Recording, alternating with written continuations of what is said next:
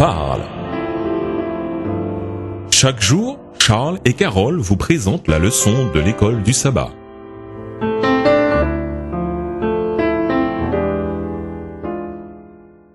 Bonjour chers auditeurs, Bonjour à tous. nous voilà au mardi 17 décembre. La justification à la croix. Dès le commencement, Dieu n'a laissé aucun doute sur le fait qu'il déjouerait les accusations de Satan et ferait preuve d'un amour et d'une justice suprême. Sa justice exige que le péché humain soit châtié. Son amour souhaite la restauration de la communion entre l'humanité et lui. Comment Dieu pourrait-il manifester ces deux attitudes à la fois ? Comment Dieu a-t-il témoigné à la fois son amour et sa justice ? 1 Jean 4, verset 10 et Romains 3, les versets 21 à 26. 1 Jean 4, le verset 10, « Et cet amour consiste non point en ce que nous avons aimé Dieu, mais en ce qu'il nous a aimés et a envoyé son Fils comme victime expiatoire pour nos péchés. » Romains 3, les versets 21 à 26. Mais maintenant, sans la loi est manifestée la justice de Dieu, à laquelle rendent témoignage la loi et les prophètes. Justice de Dieu parmi la foi en Jésus-Christ pour tous ceux qui croient. Il n'y a point de distinction, car tous ont péché et sont privés de la gloire de Dieu, et ils sont gratuitement justifiés par sa grâce par le moyen de la rédemption qui est en Jésus-Christ. C'est lui que Dieu a destiné par son sang à être pour ceux qui croiraient victimes propitiatoires afin de montrer sa justice, parce qu'il avait laissé impunis les péchés commis auparavant, au temps de sa patience, afin, dis-je, de montrer sa justice dans le temps présent, de manière à être juste tout en justifiant celui qui a la foi en Jésus. C'est à la mort du Christ que le caractère d'amour et de justice de Dieu s'est manifesté dans sa plénitude.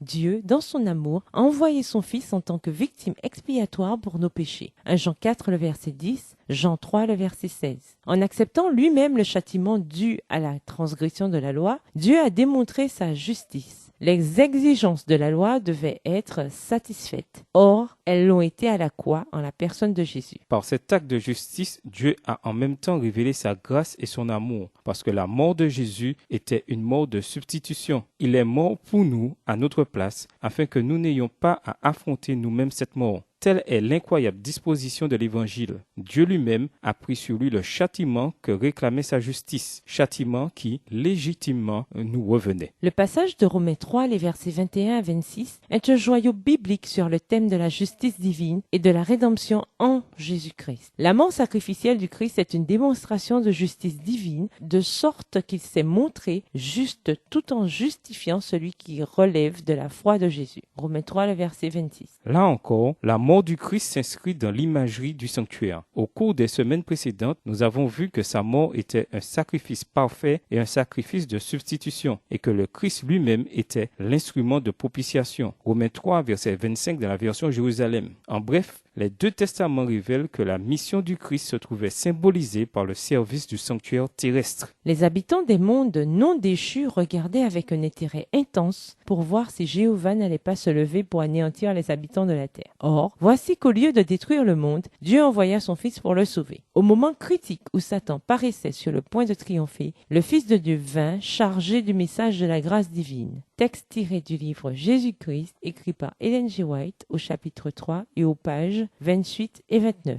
Que nous enseigne cette citation sur le caractère de Dieu ? Et nous vous laissons avec cette question de réflexion. Pensez-vous que Dieu aurait pu prouver la malice de Satan avant que le péché ne fasse son entrée dans notre monde ? Expliquez. Au revoir et à demain si Dieu veut. Au revoir chers auditeurs, à demain si Dieu veut. Dieu nous parle. C'était Dieu nous parle, présenté par Charles et Carole.